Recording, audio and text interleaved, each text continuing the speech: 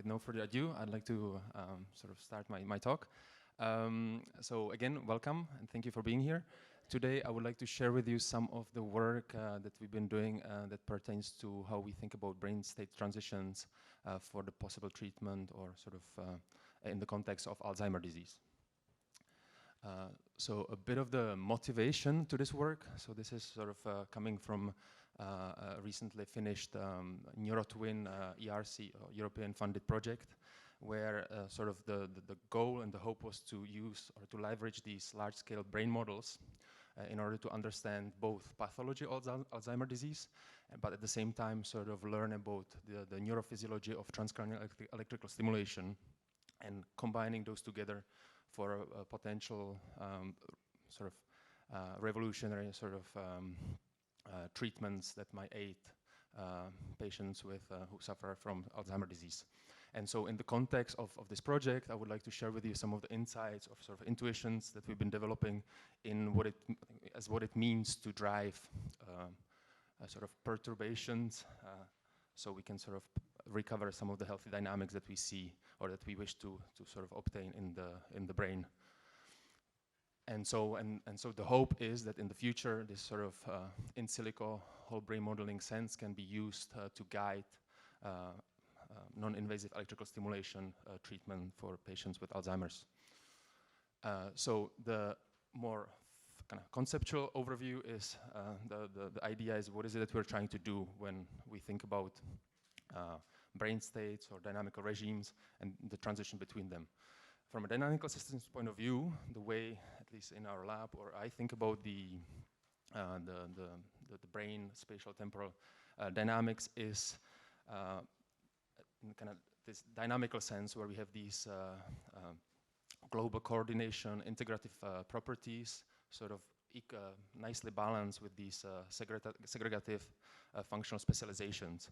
And sort of we can think of a healthy sort of brain dynamics in this sense, in the sense of this healthy working point.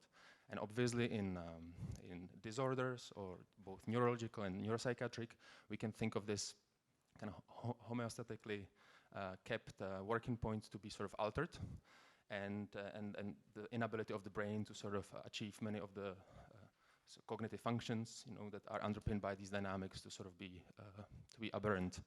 And the hope, what we're trying to do here in the context of in silico perturbations is not to merely drive a transition along a certain trajectory, but really to try to think about ways we can perturb the brain in order to rebalance this dynamical regime. So sort of the brain can at least in part approximate back these healthy working point, healthy dynamics.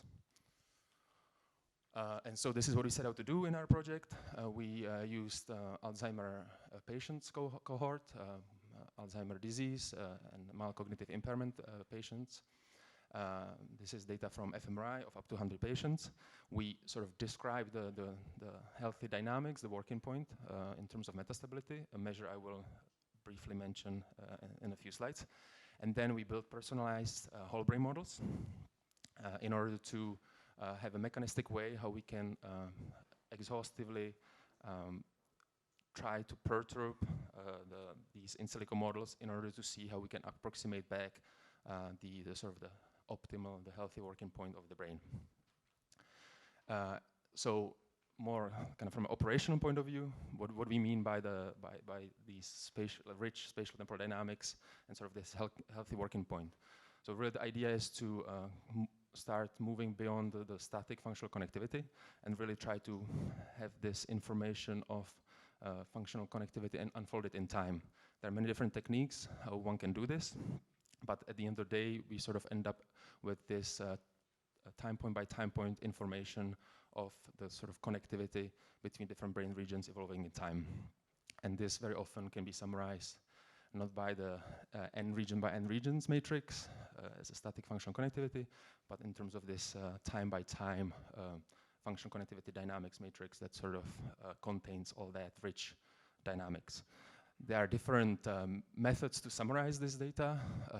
In our lab, we've been developing ways to use probabilistic metastable substates as a way to think of the brain brain's temporal trajectory sort of evolving through these different functional systems. You might think kind of resting state networks. Recently, this was actually from the Brain Connected workshop, Viktor Irsha, who is here. He was talking about the concept of fluidity, which is very nice because it's sort of in the same vein idea that we are trying to summarize this sort of rich spatial temporal dynamics in terms of the sort of the variance of the upper triangular matrix of the time by time. And so again, summarizing this healthy working point, or measure that I will be focusing on today, metastability, that sort of tells us something about how synchronized and desynchronized activity between brain regions unfolds in time. So a bit on the topic of metastability, this is a measure that is derived from taking the analytical signal of the time series, and that allows us to end up with the instantaneous phase for each region. And once we have this information, we can try to understand the phase relationship between different brain regions. And once we have this, we can sort of use the terminology from the Kuramoto order parameter that sort of tells us how synchronous or desynchronous our kind of global dynamics are at every time point. So when R is equal to 1, we sort of have a very synchronous type of dynamics within the brain, whereas if we have a sort of maximally desynchronized state, sort of randomly distributed around the sort of the phase space, then the R is 0. And this sort of will evolve in time, and the standard deviation of this signal in time sort of is what's been pitted as metastability. And okay, that's maybe better. And so this is obviously this is a choice that has been motivated by literature, where in many neurological disorders, it's been shown that metastability decreases as sort of, for example, in the context of Alzheimer, we see the progression towards a more severe cognitive decline in Alzheimer patients. This is very much similar in the context of traumatic brain injury, where we see, just here focusing on the global case, again, a decrease in metastability, sort of this optimal working point of the brain when patients undergo traumatic brain injury. And this is not pertaining only to the dynamics. Then, of course, what has been shown is that this sort of decreases in metastability are related to the behavior or the kind of the cognitive decline of the patients themselves. So we use this measure of metastability to describe our healthy working point and build personalized models.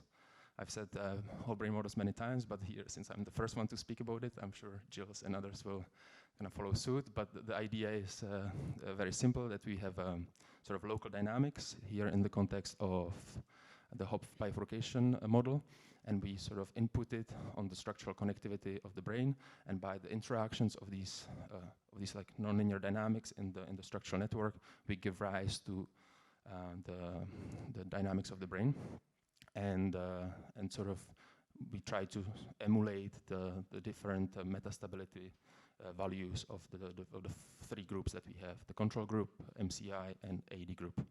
And as you can see, the empirical metastability decreases as observed from the literature, and then by changing this global parameter G, we can sort of derive the simulated metastability, therefore ending up with this neurotwins, these whole brain models per subject. And when we do so, then we can finally sort of move to this idea of the perturbations, of trying to, in silico, in the modeling sense, use these device perturbations in order to try to drive the metastability of the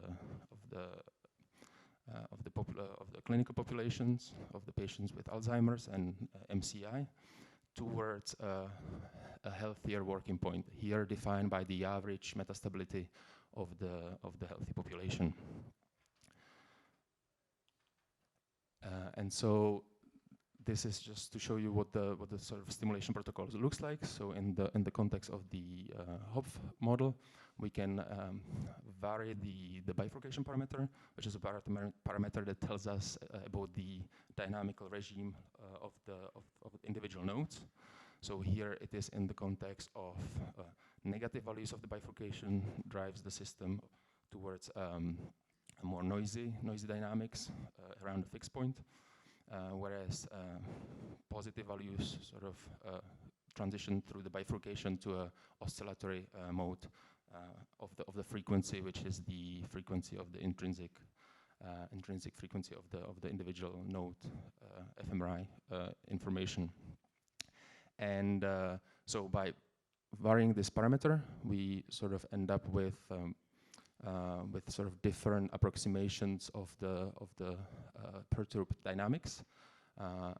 Again, in terms of the metastability of the system, and at some optimal value, we can see that these dynamics sort of improve towards the healthier brain state. And so this is sort of shown here, where you can see that some regions can sort of decrease. I show them in green, sort of by perturbing with the oscillatory, in the oscillatory regime, we can sort of recover globally. So this is like local to global effect on the brain as we are perturbing individual regions. And we can show that the dynamics are sort of improved as far as the optimal healthy metastability is concerned. And we can look at the, of course, what regions affect the most, sort of this improvement. And these sort of lie along the posterior to anterior midline axis. And they seem to be structural connectivity hubs. So they seem to have a strong degree. And we can also look at them individually. So, of course, here I'm just showing the superior frontal gyrus, the precuneus, and the PCC. And what is interesting is that we can look at how much we improve the metastability of the system when we sort of perturb the individual regions, and how that relates to cognitive improvement. So, for example, for the precuneus, what's interesting is that we have so we, of course, see the significant improvement in terms of metastability, and this does correlate to some of the sort of cognitive improvements in terms of some of the behavioral markers. But this sort of relationship between the improvement of metastability linking to behavior is not guaranteed for every brain region. So that's some caveat that we're sort of working on and are excited for the future, which brings me to the future steps that we're looking at. And there, really the idea is to use so metastability is one way to describing the working point, but there are many different ways, as I've said. And recently we've been working on developing a method that uses anatomy-inspired reservoirs. So this is this idea that we can, again, approximate the dynamics in terms of its transitions towards different cognitive states. So what we can then end up with is a measure that sort of tells us how close we can approximate canonical tasks. These very often come from Human Connectome project, sort of these seven canonical tasks, such as working memory. So we're trying to cover the whole cognitive spectrum of various tasks. And when we do so, then what's being shown, and this is work also together with Andrea, is that we have sort of improvements between the computability, or we have a relationship between the computability and different sort of cognitive measures of working memory in terms of accuracy or the reaction time. So there's a hope that we can sort of go one step forward and start linking directly the idea of the working point to the behavior itself. And so with 1 minute left, I hope to have shown you that we can think about the sort of from a dynamical perspective about the brain being in this homeostatically balanced working point, and this can be summarized in the context of metastability and other measures. And when we do so, we can think about ways how to try to rebalance this this working point in altered states such as Alzheimer. And when we do so, we might have a potential stimulation size that might be useful in the sort of next step where we think about transcranial electrical stimulation. So really kind of taking it to the clinics. And that's something that we're working on.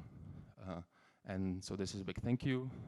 We're working on it with this company in Barcelona, Neuroelectrics, and this work is in conjunction with my collaborators at UPF in Barcelona, great place to be, as well in Oxford. Thank you, Andrea, as well. Yeah. So thank you very much.